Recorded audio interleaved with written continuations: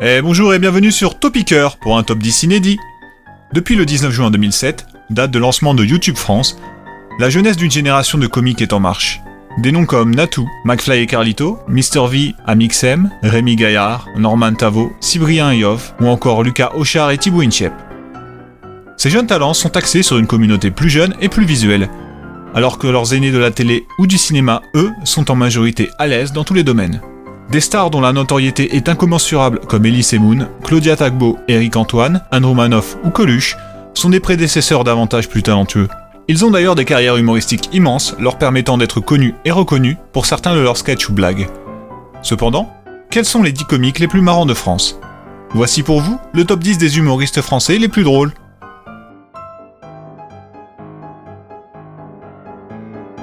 Numéro 10, Jean-Luc Lemoyne. Né le 6 mars 1970 à Paris, l'humoriste, chroniqueur, animateur télé et radio, le comédien et scénariste J2L a initialisé sa vie dans l'humour en 1993 sur une télé locale. Après ça, il participe de 2001 à 2006 à On a tout essayé sur France 2, l'émission de Laurent Ruquier. Puis, il est l'un des chroniqueurs vedettes de Touche pas à mon poste de 2011 à 2018. Depuis, il enchaîne les spectacles, sketchs cultes et les succès. Numéro 9, Franck Dubosc. Né le 7 novembre 1963 dans la Seine-Maritime, le Kéké des plages est un humoriste, acteur et réalisateur qui a commencé en 1979 dans l'émission Temps X, pilote juvénile, au volant du vaisseau des célèbres frères Bogdanov. Suractif, il joue et réalise des films par paquet, jusqu'à 3 par an, les spectacles, les télévisions et les radios. Il a été récemment victime d'un boycott suite à un bad buzz sur Twitter après avoir négligé et rabaissé le mouvement des Gilets jaunes.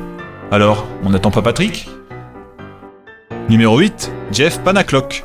Né le 8 septembre 1986 dans le Val-de-Marne, le ventriloque humoriste Damien Colcanap a entamé sa carrière en 2003 alors qu'il était magicien.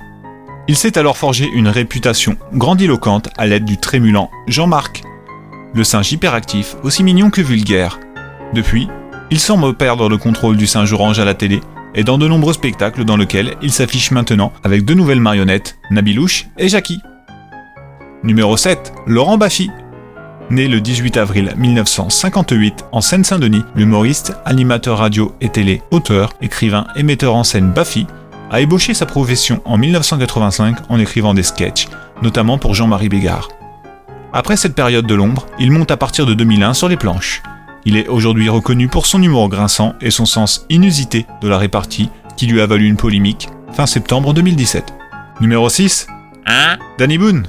Né le 26 juin 1966 dans le Nord, l'acteur, humoriste, réalisateur, scénariste et producteur Daniel Faïd Hamidou a débuté en 1989 dans les rues de Paris et sur de petites scènes. Depuis, reconverti dans le cinéma, le ch'timi s'est retrouvé dans des succès populaires comme La Maison du Bonheur en 2006, Rien à déclarer en 2011, Superchondriac en 2014, Red Dingue en 2017 et La Ch'tite Famille en 2018, où il était réalisateur et acteur. Dites-nous dès maintenant en commentaire quelle blague de Danny Boone préférez-vous ? On vous laisse le temps d'une tranche de maroilles.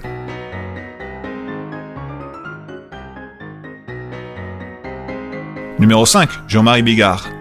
Né le 17 mai 1954 dans l'Aude, l'humoriste, acteur et réalisateur Bigard s'est fait connaître au grand public dans La Classe, sur FR3.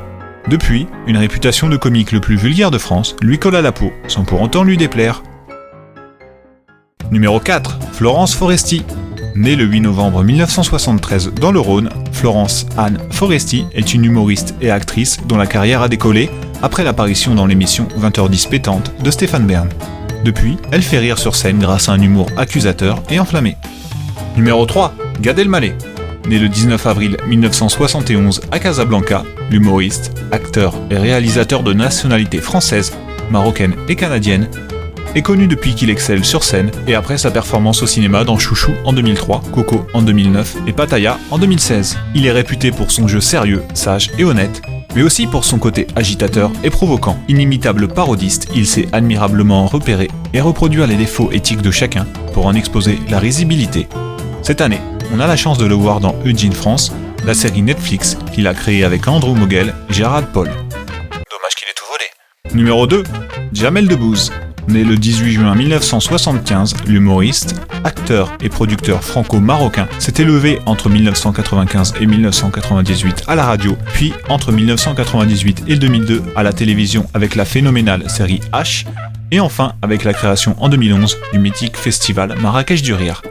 Décalé, burlesque, absurde, extravagant et farfelu, il est tordant aussi bien sur scène qu'à la télé ou au cinéma. Connaissez-vous la série H ? Un sondage apparaît en haut de votre écran. On vous laisse quelques instants pour y répondre.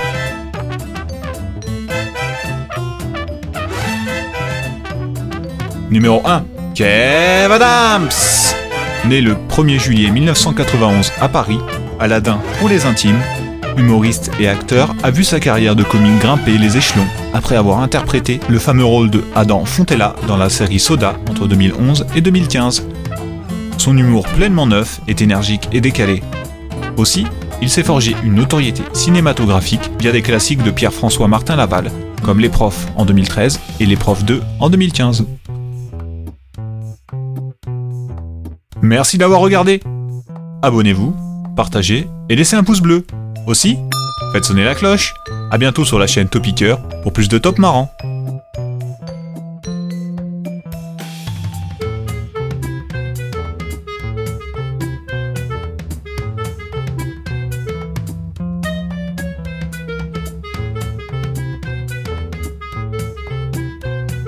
On dit hein?